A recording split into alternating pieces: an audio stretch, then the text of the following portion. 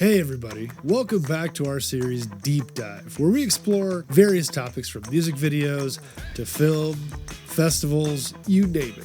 Something that you want us to look into, we'll do it. Hit us up. Today, specifically, we're going to be going over the Sundance Film Festival. Why? Well, Sundance, which is a mecca for indie filmmaking in the US and the world, is officially moving to Boulder, Colorado starting in 2027. This means that we're going to have a massive push for filmmaking in Colorado. We are excited and we're here for it since we are based in Colorado. But we'll get into that more as we go through this video. So grab a popcorn and join us for this adventure into the Sundance Film Festival and the future for filmmaking in Colorado.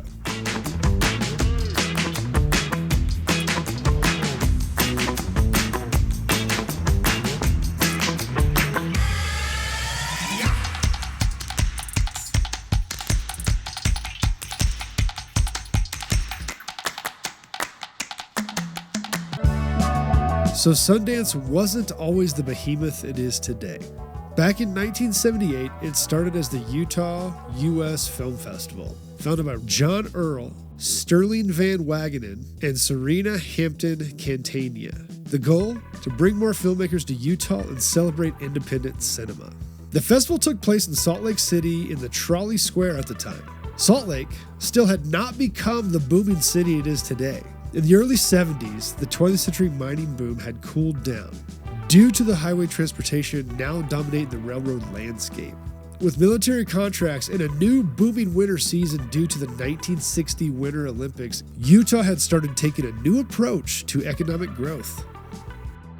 The overdevelopment and growth of the film industry in New York and LA allowed for basically anywhere besides those hubs to have a potential for growth in the film industry.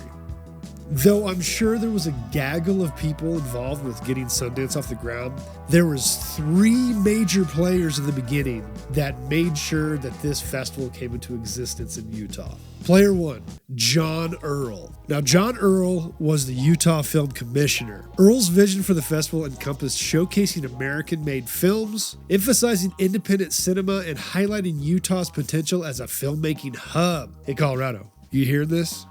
He facilitated initial funding through the Utah Film Commission, securing additional support from private donors, ensuring the festival's launch. This is very important, guys. Getting funding is a big thing, and if you got someone on your team that can do that, that's how you do this. So, anybody got any funding out there? Despite its artistic success, the festival faced financial challenges in its early years. To address these issues and attract greater industry attention, Earl and the organized team implemented strategic changes. In 1981, they moved the festival to January to coincide with the ski season, relocating it to Park City, transforming it into the only film festival held at a ski resort during winter. This innovative scheduling was actually suggested by the director Sidney Pollack. This positioned the festival uniquely in the industry. It contributed to its growing prominence, becoming the festival that it is today.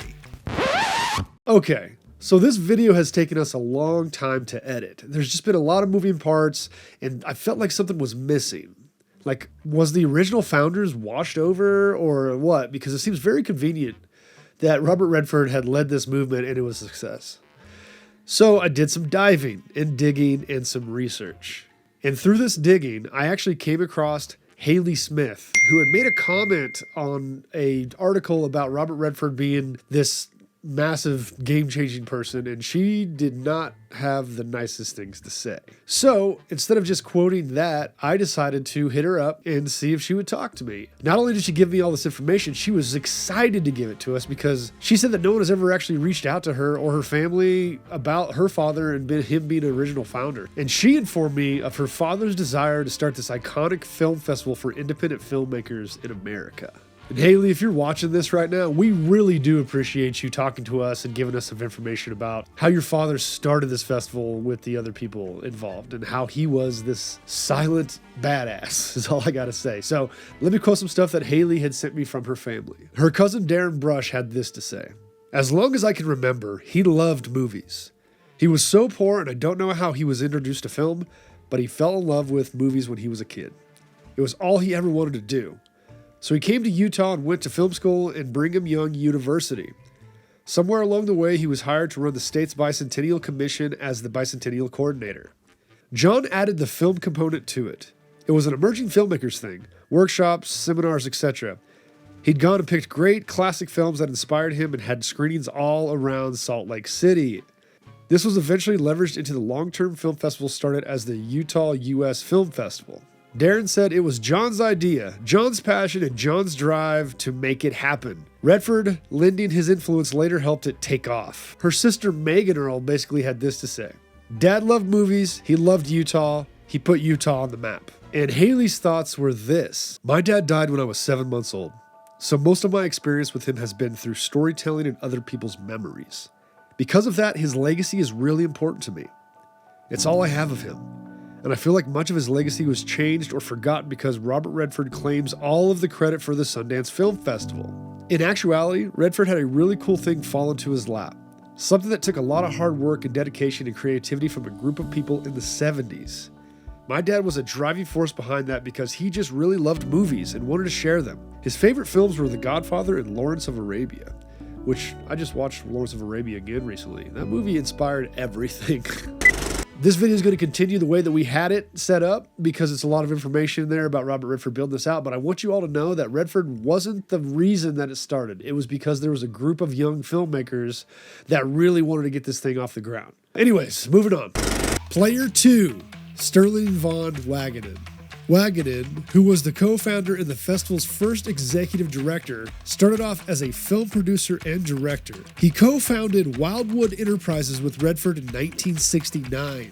Now, the purpose of this production house was to align film and production with Redford's creative vision, dedicated to producing films with socially conscious themes and independent storytelling. Some notable films from Wildwood Enterprises would be Downhill Racer, one of Redford's earliest productions, a sports drama about a competitive skier, The Candidate, a political drama starring Redford which won an Academy Award for Best Original Screenplay, The Electric Horseman, a film starring Redford and Jane Fonda showcasing his love for Western themes, Ordinary People, Redford's directorial debut which won the Academy Award for Best Picture, and of course A River Runs Through It, starring a young Brad Pitt at the beginnings of his career. Now, Wildwood was instrumental in creating the Sundance Institute in 1981. This allowed Redford to finance and support independent filmmakers while continuing his acting and directing career. Player 3, and I know I'm probably butchering this, Serena Hampton Cantania. Tell me if I am in the comments. Hampton was a film commissioner and producer. Following the inaugural year, which faced financial challenges, Cantania was appointed executive director in 1979. Tasked with addressing the festival's debt, she successfully secured sponsorship, in-kind contributions, and advertising revenue, leading to the festival's first profitable year. That is crazy, guys. After the first year, they became profitable. Not everybody can do that, and that just shows you how powerful Sundance is. That year, the festival screened over 60 films and honored Jimmy Stewart with the inaugural Frank Capra Award. Cantania's leadership during these formidable years was instrumental in stabilizing the festival and setting the foundation for its evolution into the renowned Sundance Film Festival. Their efforts not only ensured the festival's survival, but also contributed to the mission of promoting independent cinema. Folks, just to take a step back, as a festival organizer myself, it is crucial to have resources to be able to put these festivals on. They are year-long events, 24/7, basically once it start leading to the festival. To be able to throw a festival like this, you had to have the right team, and that's very important. The first festival, held in Salt Lake City in September 1978, had one mission: to highlight American independent films. Their first year, they screened films like Deliverance and Midnight Cowboy, while also showcasing new talent. But let's be real, Sundance wasn't at this point this massive, glitzy, glamorous party yet. It was still a nice, intimate event. So how did it grow? Enter 1984. Redford had long been an advocate for independent storytelling. In 1969, he purchased land in Utah as a space for emerging filmmakers to develop their craft. By the early 1980s, the festival was struggling with attendance and financial stability in Salt Lake City. The organizers recognized that to grow the event, they needed to be more attractive and in a unique location. One that would not only draw filmmakers, but also create a sense of exclusivity and excitement.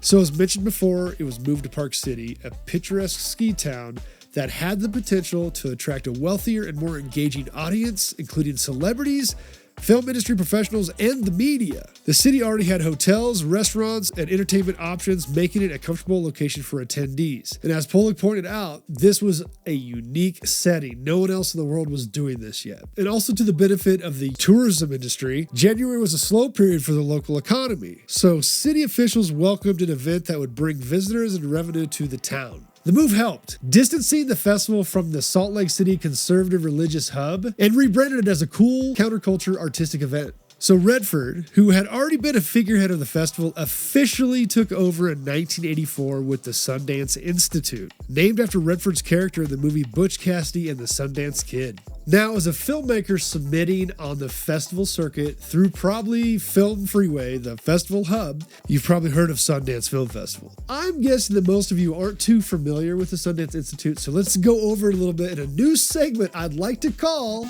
a deeper dive side quest edition. Extreme! In the late 1970s, Robert Redford had already been advocating for independent filmmaking. He noticed that Hollywood's focus on big-budget blockbusters left little room for emerging voices and innovative storytelling. Redford, who had a deep connection to Utah and owned property in the state, wanted to create a lab-style retreat where filmmakers could develop their work with no commercial pressure. Okay, real quick sidebar. So when Redford bought the Sundance property in Utah, he wanted to preserve the spirit of the West. So he tracked down the Owl Bar that apparently Sundance and Butch Cassidy hung out at along with the Wild Bunch back in the day. Let's go over this real quick. This dated back to the 1800s in Thermopolis, Wyoming. At the time, it had been moved to Mexico. Now this part of the bar is actually kind of unclear. Some mention it was due to prohibition at the time of in the 20s, obviously. Some say the changing economy had hotel moguls buying period pieces and moving them to their own hotels in Mexico, or it just got bought out by a private collector. Either way, the history is very murky and hard to find on the internet. Redford brought this bar back to Utah, preserved it, and brought back a nice piece of American history that you can actually still visit to this day. All right, back on track. Sundance Institute. So Redford gathered 10 independent filmmakers and 10 playwrights for a summer workshop at his Sundance resort. Some notable participants in the first Sundance Lab in 1981 included Lawrence Kasdan, who wrote Raiders of the Lost Ark. He was working on an early version of the movie Body Heat at the Sundance Institute. Caleb Deschanel, a cinematographer who later became famous for his work on The Black Stallion, The Right Stuff, and The Passion of the Christ. The retreat focused on script development, directing, and workshopping projects, allowing filmmakers to experiment without studio's oversight. We will have to do another episode on the deep dive into the Sundance Institute, but I just want to give you a brief history on what it is doing and why it's important to the Sundance Film Festival to this day. But just to know, it did bring along filmmakers such as Quentin Tarantino, Paul Thomas Anderson, and Darren Aronofsky, probably my favorite film director out there. Still love everything he does. Through the takeover of the Sundance Institute, the focus on the independent filmmaking landscape became the essential key for not only the survival of Sundance, but for the future of film itself. So the festival had an amazing startup program and it's focusing on independent filmmaking. But what was the real turning point, dude? Sick. Seriously, what made this happen? So many people are out there doing the same thing. What made the change? What changed the landscape was Steven Soderbergh's Sex, Lies, and Videotape. And won the Audience Award, was picked up by Miramax, and suddenly, Sundance wasn't just an indie festival, it was a launch pad for major careers. Now, to recap real quick, started in 78, it wasn't until 89, 11 years later, that it started to show a glimpse of the future that it could be. The festival officially changed its name to the Sundance Film Festival in 1991, fully embracing its identity as the place for indie filmmakers to make a name for themselves. And y'all, that was just the beginning. Sundance continued to push indie films into the mainstream. As mentioned, Tarantino's Reservoir Dogs got its break here in 1992, where the film was put through the Institute's filmmaking machine. They even shot some of the scenes for that film at the Institute. Kevin Smith's Clerks followed in 94, bringing slacker culture and nerd humor to indie audiences around the world.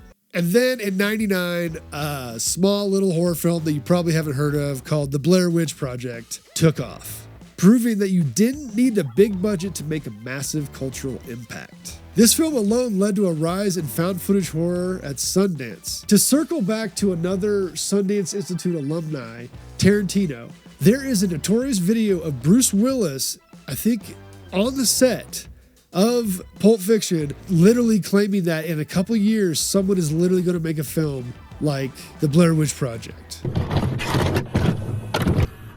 Someday in the next 5 years, someone's going to take one of these and make a feature film. Some 17-year-old kid's going to make this killer, drop-dead, poorly lit video movie that is going to be the hippest fucking thing, and then there's going to be... Oh, I agree with you. They're going to cost about $60,000. $60,000.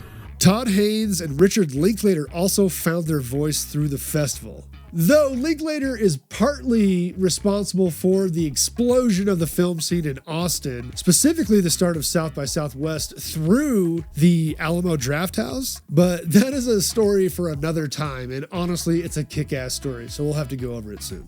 By the early 2000s, Sundance Film Festival had solidified its reputation as the premier showcase for independent film. It had become a launchpad for breakout filmmakers, influencing both the Hollywood and the indie film scene.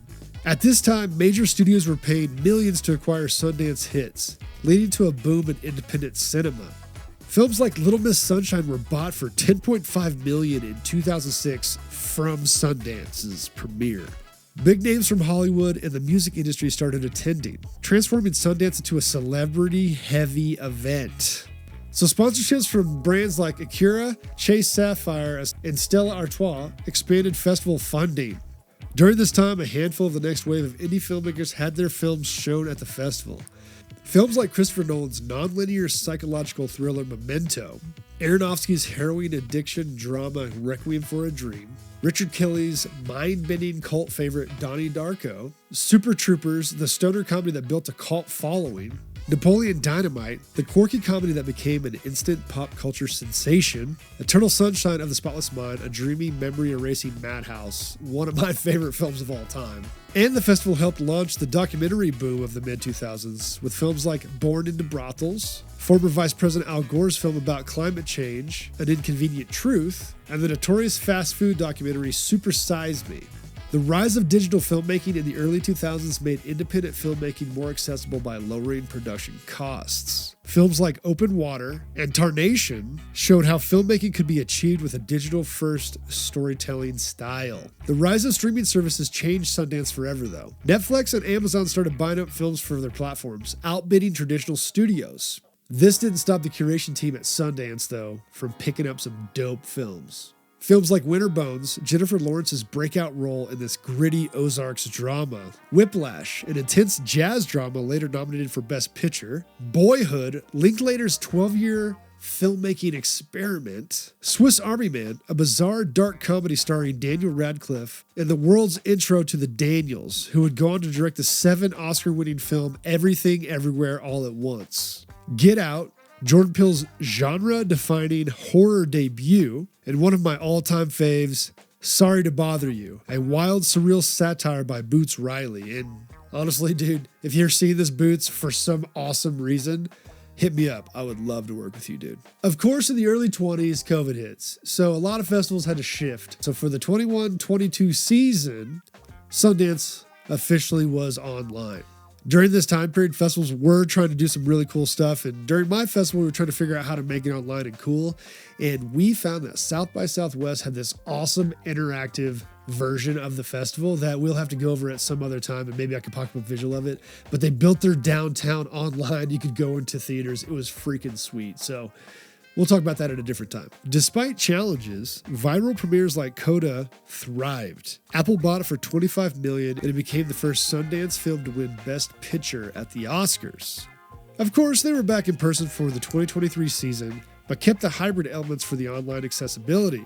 This allowed for more people to come and see the festival online instead of having to necessarily travel to the event. This brings us to today. Major studios and streaming networks are in a bidding war for films coming out of Sundance, and it is still considered the launch pad for independent filmmakers all around the world, which is a bit of an oxymoron, right?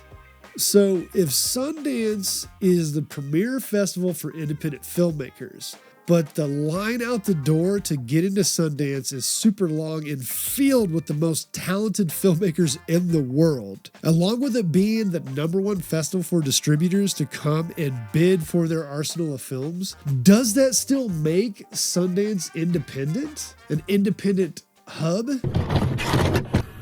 Because one of the things we need to do is to fail. We need to be able to make mistakes. We need to stay rough. This should never be very refined. The moment it gets too refined, too big, too slick, it's over. According to most sources out there, they are considered an indie film festival, but their definition has evolved. While it began as a platform for low-budget, independent financed films, it has since grown into a major industry event where streaming giants, studios, and A-list talent regularly appear. Netflix, A24, and Amazon spend millions on Sundance titles, making it more about acquisitions than discovery. More Hollywood actors and directors use Sundance to debut their passion projects. Many films premiere at Sundance now have big-name producers and multi-million-dollar financing. So maybe they're just considered an elite group of indie filmmakers. Well, maybe not elite, but an upper class of filmmakers? They do technically fit the description of what it means to be an indie filmmaker. Creating films outside of the normal means, like having full creative control, smaller budgets, that is technically independent filmmaking. But I'm sure there is a little bit of star power that has something to do with getting into Sundance. Some argue that Sundance has lost its indie spirit, becoming too commercialized and too star-studded. Others saw it as an evolution, a necessary step to keep independent film alive in an industry dominated by blockbusters. Many of these films come from first-time filmmakers or smaller production companies. The festival still champions bold, experimental, and socially conscious films, and is still a launchpad for unknown directors. So Sundance does still support independent filmmaking. It's just no longer a low-budget, scrappy festival that it used to be. It is now a major Hollywood industry event where mainstream meets indie, which is a very important step in us getting our films out there as independent filmmakers. Love it or hate it, one thing is for sure clear. Sundance did change independent cinema forever. In 2019, Redford stepped down from active involvement in the festival, passing the torch to a new generation. But his vision, giving a voice to independent storytellers, remains at the heart of the festival. So, where does Sundance go from here? Now that Sundance is set to move to Colorado in 2027, there is a new wave of curiosity and support. Though the long-term vision is still being worked out, the evolution for the festival will be one for the history books. Maybe a new wave of indie cinema supported by the Colorado Independent Film Network? The move is part of Sundance's desire to expand and revitalize the festival, offering a new experience for filmmakers, audiences, and industry professionals. And out of convenience, Boulder is known around the country as a very artsy, cool place to do creative work, especially in film. And that allows for communities like ours up here in Fort Collins to benefit from these massive movements for film in our state. So, pretty excited about that. This move to Boulder would attract local filmmakers from Colorado, providing them with a prestigious platform to showcase their work at Sundance. The festival has long been an incubator for new talent, and with Colorado's creative culture, it's expected that Sundance will be able to nurture more emerging filmmakers. The move represents an exciting new chapter, promising a reinvigoration and expansion of the festival's experience. All right, and that's a wrap on our deep dive into the Sundance Film Festival. Hey, what do you all think? Do you think this is going to help or hinder Sundance? Let us know in the comments. And in the meantime, go check out our Chris Cunningham deep dive video that we just made. And also check out the Schizopolis video that we did where we watched the whole movie and just do a quick review on it. See ya. It's there. I got it. Whatever. Cut it.